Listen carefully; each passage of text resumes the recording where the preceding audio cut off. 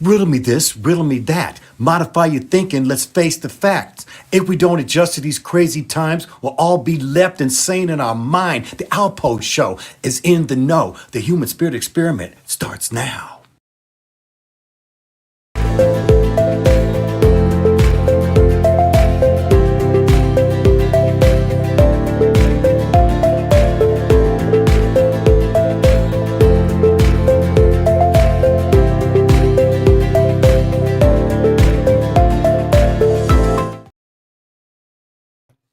And welcome to Alpough. Get down with the get down. Tonight, welcome to everyone. We're here live on the dark hand side. I hope you're all having a great day. All those who are going to be coming in now and who will be coming in after the show's done. I always like doing things live. It just livens things up. I love it. Well, everything's changing, right? Everything that we thought was is changing. Every time one thing is over, another thing begins. And that is why we are here. All day, all week, I've been seeing this word modify. Modify your thoughts. And modified is another word of staying flexible. Okay. Also, being a student of truth. Now we must be students. We don't even know. See, all of us, we only get what comes on the regular news stations. And if you've been doing that all your life, you're not getting exactly the full picture here. And so, I spend time and time looking at everything that I possibly can look at and to give you what I think are valuable opinions, as well as that's backed up by fact or sources that I find.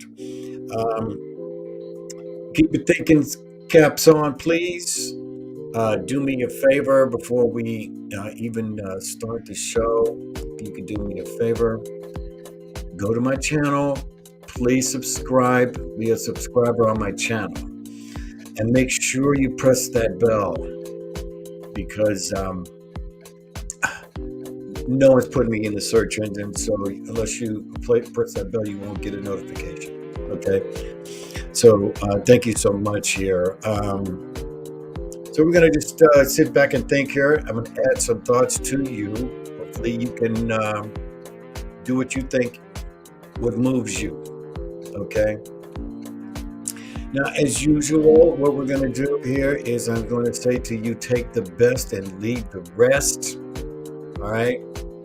These are the 10 suggestions of Sophia's wisdom to be an adult of my spirit, an adult of my mind, and an adult of my thoughts, an adult of my emotions, an adult of my actions, an adult of my body, an adult of my love, an adult of my surroundings, an adult of my relationships, and the most important, an adult of my decisions. So let's sit back here and relax, and let's talk about some things that I found out. All right. Now on the show you my my banner here. I'm going to take.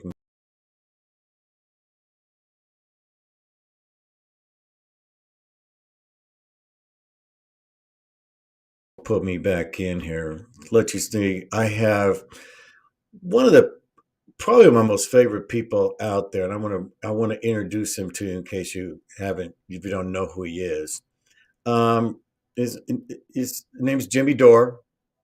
The Jimmy Dore Show is on YouTube. He has been on YouTube for years. He was on the Young Turks before that. And the thing about him is he is also a comedian. And he calls himself a stone jack off, jack off comedian who had some issues and physical issues in his life. And he's literally one of us.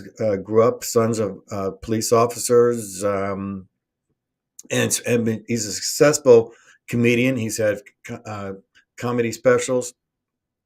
He also has a book that he came out with. Your country is not just just not that into you, which is uh, I haven't read it yet. I want to read it, but I just want to let you know that he is an author, and so his comedy, but he's also very serious. And he has been doing a lot of research.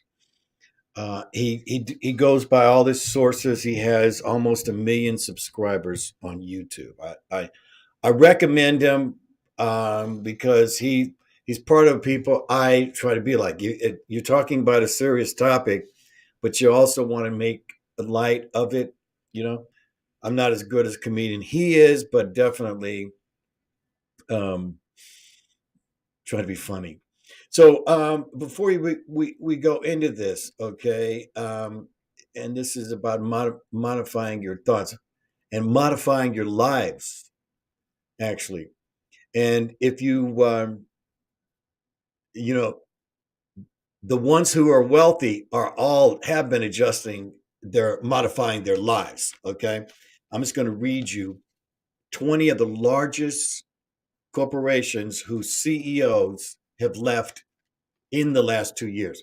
Bill Gates, Jeff Bezos, Bob Igor, Disney, the IBM president and CEO, I don't have his name on, the LinkedIn CEOs left, Uber Eats, he left, Salesforce, Keith Block, makes $17 billion a year on the company, he left, the president and CEO of MGM, okay, recently Jack Dorsey, the head of MasterCard, AJ Banga, uh, head of Victoria's Suites, Victoria's Secret. I'm sorry.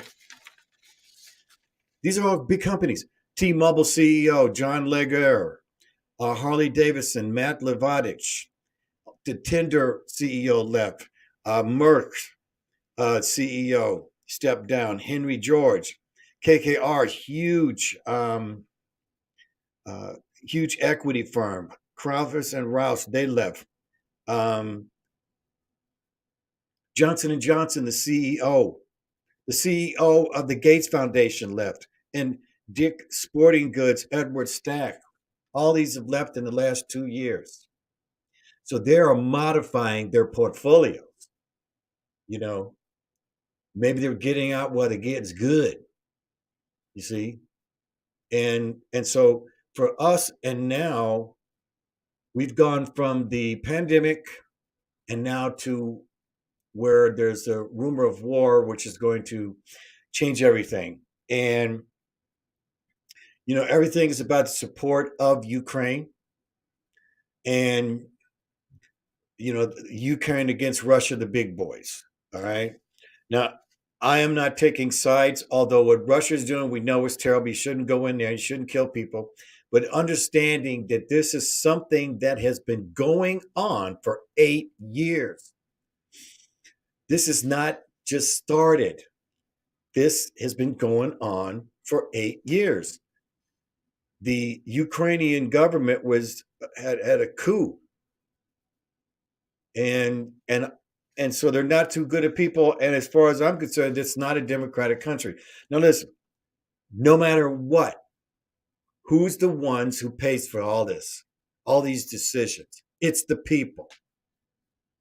It's the Ukrainian people that are suffering who are under a regime. It's the Russia people, the people who are being penalized for what the leaders did.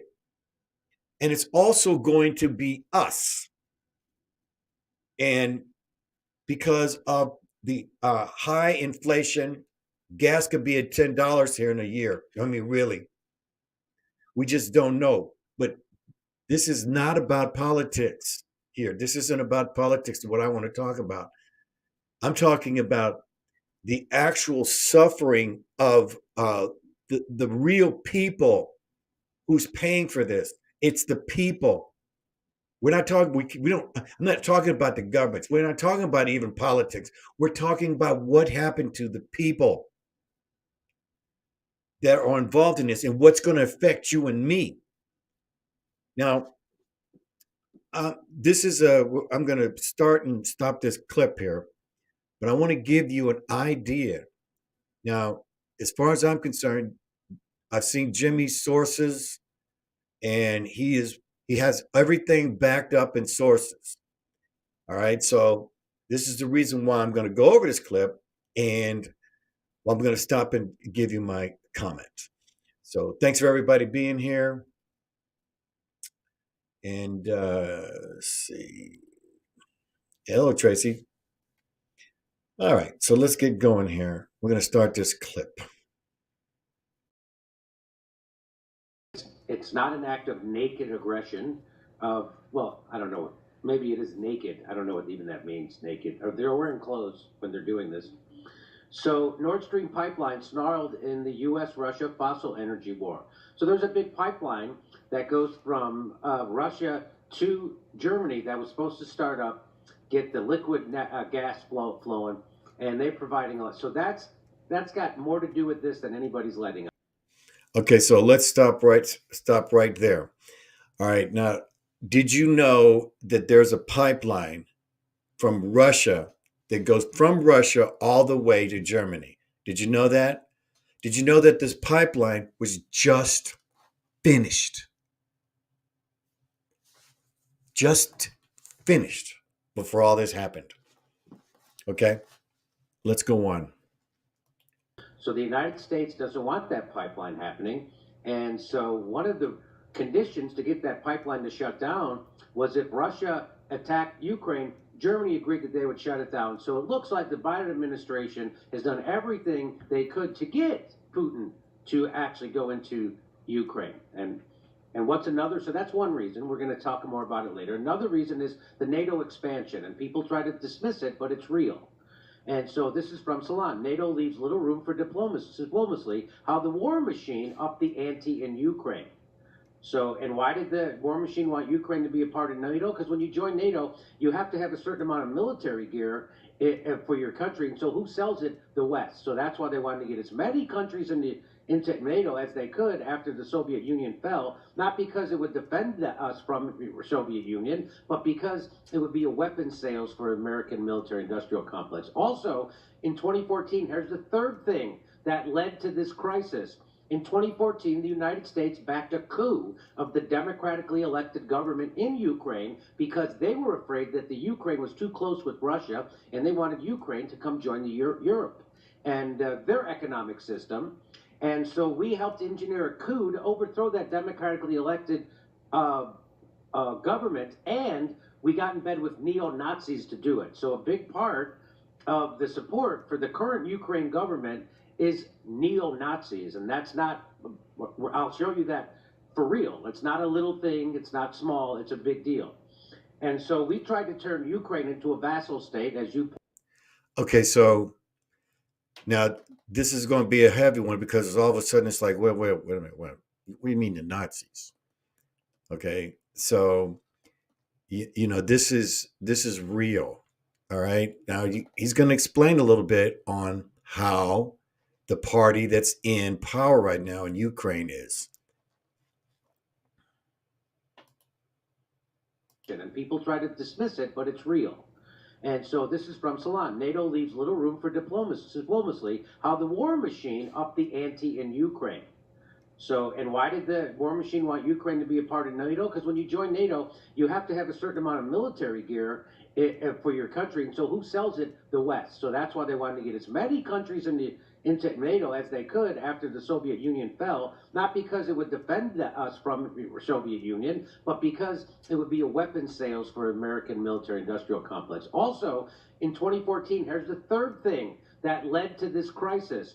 in 2014, the United States backed a coup of the democratically elected government in Ukraine because they were afraid that the Ukraine was too close with Russia and they wanted Ukraine to come join the Europe and their economic system.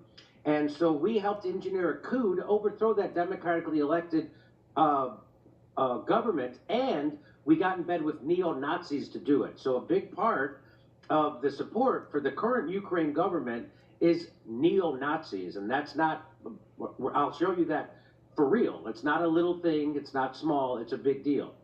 And so we tried to turn Ukraine into a vassal state, as you pointed out here, for the U.S. project of turning Ukraine into a vassal state while pretending to care about its sovereignty. You couldn't have picked a worse face than the guy who helped organize the coup of 2014 and then got his son a lucrative gas company board seat in the immediate aftermath. So that's what we're talking. So this is the stuff they're never telling you. Even on YouTube, they don't ever hardly bring this stuff up when they cover the Ukraine crisis. So that's really important. So this is where the crisis is. So there's the Ukraine, and there's the two separatist areas, Donetsk and Luhansk, and this is called the Donbas. And what's been going on since 2014, they wanted to separate from the Ukraine after the coup. They're like, we don't want to be ruled by people who overthrew our government.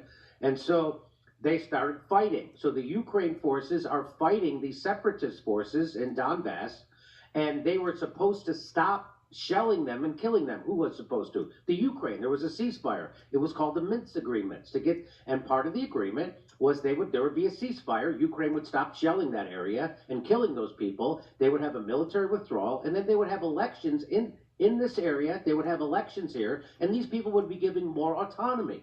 None of that happened. None of that happened. So they're not abiding.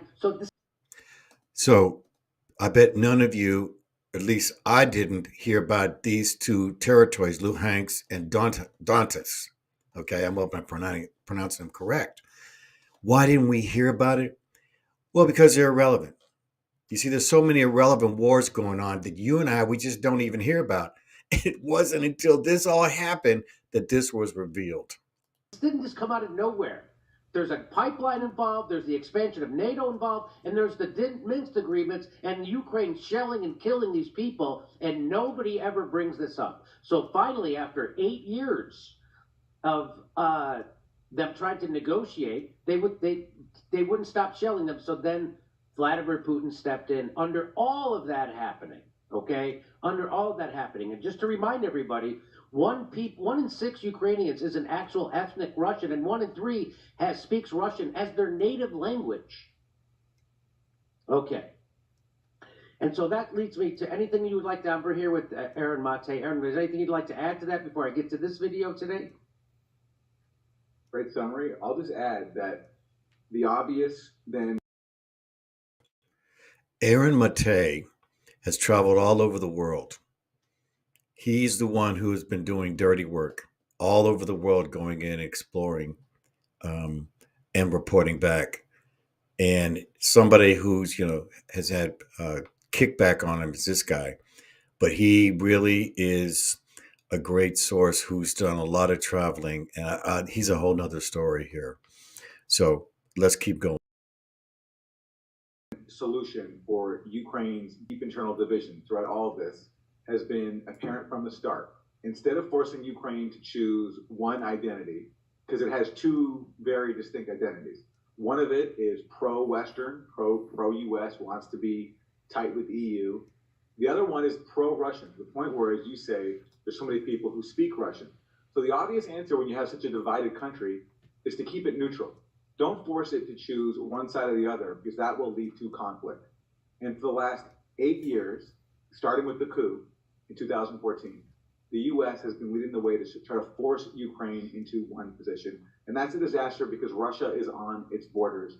And along with this bid to expand NATO into Ukraine, it was not going to let Ukraine become a US military outpost on its borders, and negating the attitudes and desires of the millions of people inside Ukraine who strongly identify with Russia. That's why the solution has always been to keep Ukraine neutral, but that has not been tolerable to Washington, D.C. And that's why we have this conflict right now. So, and that's the parts you'll never hear almost anywhere else when you go to hear information about Ukraine. And so now here's a journalist, and he's going to be speaking to the a spokesperson. Now, for those who are just coming in, we're talking about modifying your thoughts. Okay, this is a different perspective on everything that's going on here. Now, this is Jimmy Dore, who has a show that's on YouTube. All right, he's a comedian and he's also an author. If you haven't been on his show or seen his show, I would suggest you do that. So we're talking about the behind the scenes of how we got to this place. Okay, that there was an oil line that was built between Russia and Germany, and the moment that it was getting ready to start, all of a sudden this broke out. So there's a timing thing and all this stuff. Then we're finding out there's two small little countries in between that broke off from Ukraine and considered it under a coup. That Ukraine's under a coup, and so they decided they wanted to break off. I mean, it sounds like a civil war here. So I want to give you the perspective here. So now, what's going to happen here now is there's going to be an interview here. Now it's a question and answer between the Russian, the lady who is the press secretary for the Russians. All right, this isn't Putin talking. All right, this is between the press that you're going to see here. Thanks for hanging in there, everybody. Russia, right? And so here, watch what his question is starts from today, as if history in the Donbas and Ukraine and Russia just started 2 days ago. And she reminds him that Ukraine has been shelling and killing these people without mercy, and they won't stop, and they're actual Nazis. Okay, here we go. Launched an unprovoked attack on its southern neighbor that is killing a lot of Ukrainian. So he calls it an unprovoked attack. So I just told you all that stuff. So for him to say that is propaganda off the top. Okay. Cousins of Russia and Russian soldiers. What's your reaction to that description of his action? And could you please say how many years must have this bloodshed gone on in eastern Ukraine? 5, 10 years? Why did you start counting victims only today, or say yesterday? Who gave you the right to ignore victims, especially that we were talking about thousands of them over all these years? Isn't your conscience tormenting you when you Western journalists speculating on Minsk agreements and Russia never mentioned that in the eastern Ukraine, in Donetsk and Luhansk Republic, the peaceful citizens losing lives every day? You never counted them, just like President Zelensky never considered them people. Who gave you the right to speak of the victims starting only today? If that's the way you create your reports, if that's your approach to it, you're not journalists and you're not people. All in all, according to OSCE, 13,000 people died, and OSCE had no opportunity to account for every victim. It's only their primary analysis. Where were you? Why didn't you ask these questions in Kiev? Why didn't you broadcast people in Donbas? Why did you give them no opportunity to attend international organizations meetings or join in online? You have no conscience at all. You shouldn't start counting with February 2022. This history is many years old. At least you should start with 2013. Did you count the people that died on Maidan in 2013, 2014? How many people died? How many people were killed by snipers? Have you ever reported on that? It's not for you to say that there's an operation conducted. It's not a beginning of a war. It's an operation to end a war which has been going on for many years. What you do is propaganda.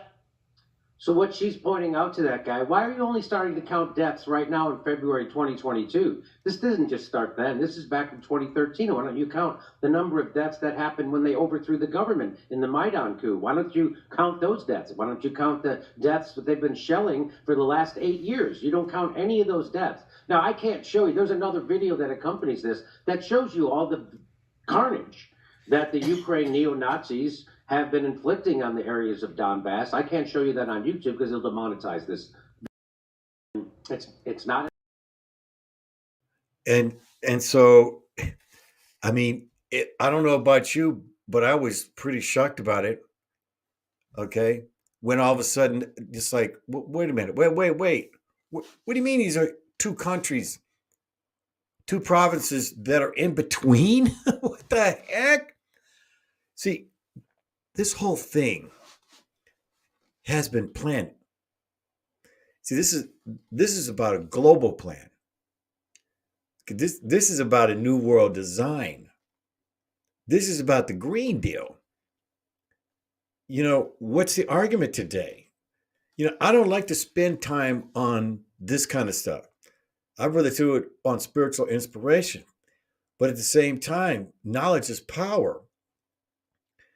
And you know, we're in the middle of it. See, but there's other people, these two small little countries or provinces, you know, we've never heard of them because they don't matter. Okay? You see, we don't matter. You know, if our gas goes up $10 to $10, $8, I mean, $5, this place is already $7. It doesn't matter. In the State of the Union address that he gave the other day, he just basically told us inflation's coming. Inflation's coming. You know, it all has been hitting me. You know, here it comes the metaverse. And I'm like, they said, well, everyone's going to be in the metaverse. I'm like, well, you know, it just took a hit with, you know, everybody able to get out, right? And no more masks and no, you know, no more sanctions, no more mandates. All of a sudden, overnight, doesn't this look like turning the page of a book again? All right, so here we are. Chapter 3, and the pandemic, and then now the pandemic's over. Turn to the next page. Russia invades Ukraine. Gas is being cut off. All this, it's like one page after another. It's almost like a script, an instruction. And that's what makes it really trippy. So, back to the metaverse. Well, then, Mike, why would everybody be in the metaverse? Well, if gas is $12 a gallon, right? This is going to force you to either stay home or spend $60,000 on a new electrical vehicle. Now, you know, a lot of people are not going to be able to afford their own rent, their own food. How in the world are they going to afford an electric vehicle? Well, there's ways. Okay. So the world has changed. And I'm just trying to do my best to bring this modification. It's the best way I can think of. It's this modification of us seeing the bigger picture, right? It's like this. Riddle me this, riddle me that. It's time well spent at the Alpough show. The human spirit experiment starts now. So you're going to take the blue pill, the red pill, or do you have to take a piece of both so you can understand both? That's what really is what this is about. We have to be students. Okay, if there's one thing I want you all to know is we have to be smarter than you have ever been. Sorry about the not spacing. Smarter than you've ever been. That is what I'm going to leave with you on this Friday night. And the main thing is here, is that knowledge is power. Perspective is what we need. We can no longer be in the shell. Okay? We have to decide if we're going to take our head out of the sand and figure out which way to go. Because right now, I don't see it. The solution is coming politically. We've got to be brave. Okay? We're all spiritual beings. We don't want to be walking in the metaverse. It has to be something that's organic. Love is what's so important. And one of the things that, we really want to always consider this, ladies and gentlemen, is to speak our own truth to ourselves. We can find that kernel that is the kernel of wisdom, mother's wisdom.